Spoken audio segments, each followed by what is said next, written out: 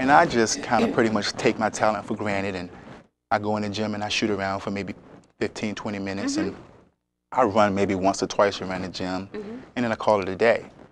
Well, when I recognize what you've done and the work that you've put in, the principles that you followed, and I start incorporating those for myself, if you barely beat me the first time, the second time, I guarantee you might not have a chance. Cool. You know what I mean? I know what you're saying. So yeah. we have to make sure we follow the principles of having good credit. Okay. Because there are principles that you have to follow. You have to make sure that you're paying your bills on time.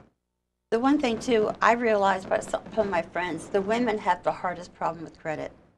Because oh, really? I'm sorry, but you know, they'll say, Angie, I went out today and I saw that dress. I had to have it at Ross, $100. I'm sorry, I had to have it. But see, if I can't afford to pay for that, if I put it on a credit card, I pay it off in 30 days. Now, I'm no saint, believe me, I'm not. But I am very funny about my money and my credit. 'Cause my credit says that Angie is, you know, she has this or that. Don't you feel that way? I have to admit, I love my wife to death. Okay. Christina Townsend. He loves you very much. He loves you very much. That's my wife. I have a son, Howard Jr. He's just, as a matter of fact, he's just going to high school this year, and our beautiful daughter, Chanel Townsend. Oh, you don't look old enough to have a son going to high school. Yes, I do. Yes, I do. Yes. And, you know, she and I, we speak about, you know, making sure we stay within our means. And let's communicate when we're going over a certain amount, when we're going to spend. And I do tell you, boy. She goes over. No, she doesn't. But, you know, the thing is I can sometimes, you know, look at her and I can say, where did you get that dress? She might say, oh, it only costs such and such. Yes, yes, yes. You know, and I laugh. I say, okay, it's cool, it's cool. But, you know, it's important that you as a woman or me as a man, we communicate with our spouse and make sure that we're on the same page, because that's important too. Sometimes that miscommunication, you spend a certain amount, I spend a certain amount, neither one of us know exactly what was spent, and therefore the credit, therefore that bank account is overextended. Right. You with me? True. And then that creates a problem in itself. You like working for yourself? Love it. I love it. What's about that you love so much? You know, you have You're your own boss, for one thing. Well, you do, but you also have the freedom to be with your family. You know, there are times that my kids are out of school, and I work from home. Or do you get onto your wife's feet? No, and you know, the thing about it is there's times the kids are out from school, and you know, sometimes people have to find, you know, people to watch their kids and things, and I can stay home, my kids can stay home with me. We can continue to get the, you know, the things done that I need to do in my office, and they can stay up in their, you know, area where they can stay and have fun and get things done as well. I want to talk about some of the new homes out there. I have heard and I've been told it takes 3 and 4 families to buy one of them houses, and there's 3 or 4 families living in there. Well, yeah, I can tell you. How can you get a house like that with 4 different sets of people? Let me tell you. I'm listening. It's a great question. Okay. There are certain cultures that understand the process of growth. And what people tend to do is, if we have 3 sets of families, okay, we all go into that house together. When we get paid, we take our paycheck and we all put our paycheck on the table. Now what may happen is, there may be one family that may move into the new house, because the next 2 families are going to continue to bring their paycheck to the table, because we're working to make sure that we all can have a better future. And what happens is then there's another family that comes in, or maybe a less fortunate family, but still you maintain that 3 families in that one house. You with me? And then you put your paychecks on the table, and then the next group, they get to move into a nice house. That is phenomenal. Concept. Because it's unfortunate that the mortgage prices are so high for a nice home today, okay? You have to find a way that you can, I don't like to say beat the system, but play the game. But let me get this straight, 3 families can get together to buy a home. No. 3 families are renting. 3 families are renting. And then you put all the money on the table. You apply these principles to where they go into credit cards. And you take that money and you put it as a down payment for the home for that first family. And then that next family comes in. They start putting their paycheck on the table, and the family that was there in the second in line, now they're the corporates. They're the ones going to be the beneficiaries of everybody else's paycheck. and you live within your means, and you continue to grow, grow, grow. And that's how cultures do it. Have you noticed, has this been ending right though? Is it working? Because I've seen some of these huge homes, and you see like 4 or 5 cars in the driveway, and then maybe 2 months later there's a foreclosure. Well, you know, it's unfortunate. What happens about that, Howard? How do they do that? Well, what happens, sometimes there's unfortunate situations that happen in people's households. You may have an individual, a husband that may lose his job. That's true. You lose your job, and that entire amount of income is gone. Of course. And sometimes even if you go and apply for unemployment, it's just not enough. Because when you actually purchased that home, it was a nice house. And you was purchasing that home based on the income of 2 individuals, and sometimes even 3. Okay? So you have to look at different circumstances that sometimes arise.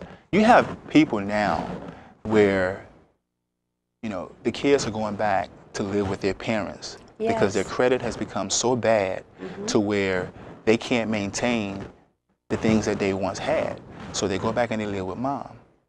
And let's say that for some unforeseen circumstance, that mom even loses her job. Yes. Because I was in Safeway the other day, and the mom walked up to me and she said, I lost my home because my son moved back. He moved his girlfriend back. He brought back her 2 grandchildren. And she says, I just don't know what to do. And she stood in Safeway and she was crying. You know, and that's real. Yeah, I know it has to be real. It is very real. It has to be real. I'm knock on wood, I don't have to do that. Yeah. But I am very frugal, I'll tell you. Oh, really? I'm very frugal. But my husband isn't. Okay. Because he gets on that computer, he will buy a dog bone if it looks good to him. Are you serious? I'm serious. I'm serious. To him, money is, you know? Yeah. So it's always something going in the house about it, you know? Because I am very, you know, I don't throw money away. Yeah. I'll go shopping. I'll take my sister. And if I see something, Howard, I like a pair of shoes, I'll see the price, that's too much, I'll walk away. Okay. I'll go back again, and if they're still there, I'll look, oh, you're nice, you're okay. But the 3rd time, I figured out how I can pay for these shoes. So if they're still there when I go back the 3rd time, then I'll buy them. But I think smart. I do, no matter what I buy, I do that. Do you know that there's some individuals that would go into that same store, the very first time they go into that store, they may happen to have a credit card. Oh, yes, I have lots of them. And they will put those shoes on their credit card. Now, granted, there are some situations where they will apply for credit through that store. It's easy to get. And guess what? Have no clue whether or not they're going to be approved. That's right. And don't know how they're going to pay for them. And even if they've been approved, how are you going to pay for it? $100 for a pair of shoes. And my philosophy is that you do not apply for credit unless you absolutely know the guidelines, what their thresholds are in terms of what they're going to approve you on, and also whether or not you are certain you're going to be approved. Exactly. Because because to me, if you can't pay for it, you're stealing. You're stealing. That's how I look at it. Yeah. And I figure I have other important things in my home. Like now I want to remodel my bathroom, so that's going around my head. Really? You know? But I will save and scrimp. My sister will tell you, I've got my little box I have, but I'll save so I can get that bathroom. Yeah. So you want to remodel your bathroom now? Oh, I have the guy for you. Good. Good. Yes. I want to make it with the plastic type of tub. Oh, he's awesome. Okay, you give me a call. You got my number. I sure will. But you're very intelligent about money. Thank you. Thank you. I bet your children are going to follow in your footsteps. You know what's funny? I try my best to educate my children. That's good. I try to make sure that when I go to the bank, I want them to ask me questions and I'll ask them questions. If they see me writing a check or if they see me paying a bill, I try to talk to them and explain to them, this house is not free. You know, the truck that we drive, it's not free. And you have to understand that, you know, mommy and daddy work real hard to maintain these things that we have. So appreciate them and understand how they can come and be taken away from you. Don't you think we give our kids too much? You know, some people do.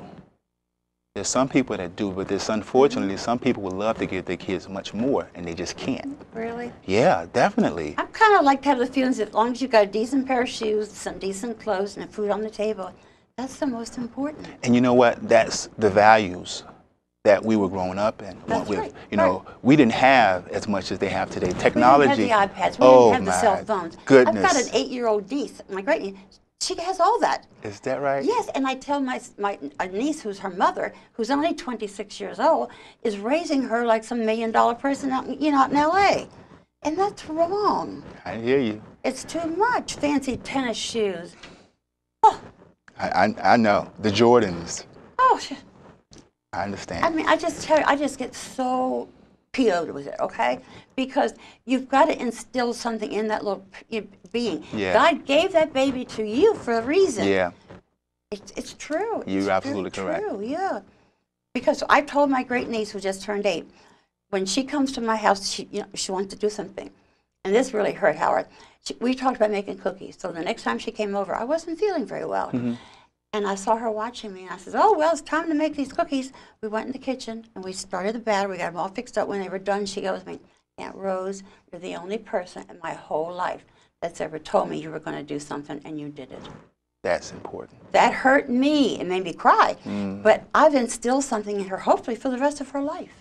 And you've got to keep your word. Your word is who you are. Those are Howard. great values. Great values and great morals. And you have to instill that. And sometimes you may see that it's not coming directly from the parent, and as aunts and as uncles, and you have to step in and make those very, very important positive statements as much as you can. Right. I believe in that. I wholly believe in that. What do we do when we have a teenager who runs up a huge, huge, huge cell phone bill, and it's supposed to be paid by them? Shouldn't the parents set them down, lay out a little lesson? This is how we're going to do it. You definitely should. And, not only should you do that before you even give it to them. Exactly. You should make sure that they have a clear understanding on how to use it. Could you believe our 30 minutes is up? Can you come back Really? in a couple of days? I sure can. Because I wanted this going. I want to keep it going. It's Oh, like a my series, goodness. okay? Yes. Because I worried. Thank you for coming on. Thank you. You're welcome. Thank you. I want to thank all of you who watched this show today. I'm not trying to put you down. I tell you, you're not a no good parent. But think about the cell phones. Think about the games. Think about the way you love to run around in the fancy shoes. Just think. Thank you. Until next time.